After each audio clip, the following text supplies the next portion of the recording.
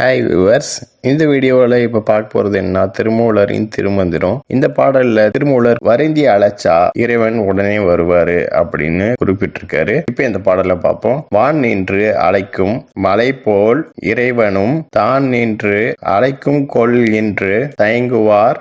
ஆண் நின்று அழைக்கும் அதுபோல் என் நந்தியை நான் நின்று அழைப்பது ஞானம் கருதியே. இப்ப இந்த பாடலுக்கான பொருளை பார்ப்போம். வான் நின்று அழைக்கும் மலை போல் அப்படின்னா ஒரு நிலம் செழிப்பா இருக்கணும்னா மழை பெய்யணும். அந்த மழை பெய்யறதுக்கு கருமேகம் திரண்டு இருக்கிறது முக்கியம். இறைவனும் தான் நின்று அழைக்கும் கொள் என்று தயங்குவார் அப்படின்னா அதே போல இறைவனும் நம்ம கூப்பிடாமையே வருவான் அப்படின்னு தயங்கிட்டு நிக்க கூடாது.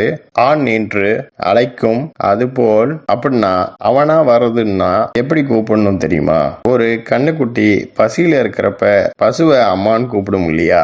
அது மாதிரி நம்மளும் அவரை அழைக்கணும். என் நந்தியை நான் நின்று அழைப்பது ஞானம் கருதியே அப்படின்னா நான் சிவனை விரும்பி அழைக்கிறது எதுக்காக தெரியுமா? பரிபக்குவ ஞானம் அடையணும் அப்படிங்கிறதுக்காகத்தான். அதுக்காகத்தான் வந்து அருள் புரிப்பா அப்படின்னு அவரை நான் கூப்பிடுறேன். ஓகே, நெக்ஸ்ட் வீடியோவில் பார்ப்போம். இந்த சேனல் சப்ஸ்கிரைப் பண்ணுங்க, பெல் பட்டனையும் பிரஸ் பண்ணுங்க, லைக் பண்ணுங்க, ஷேர் பண்ணுங்க. தேங்க்யூ.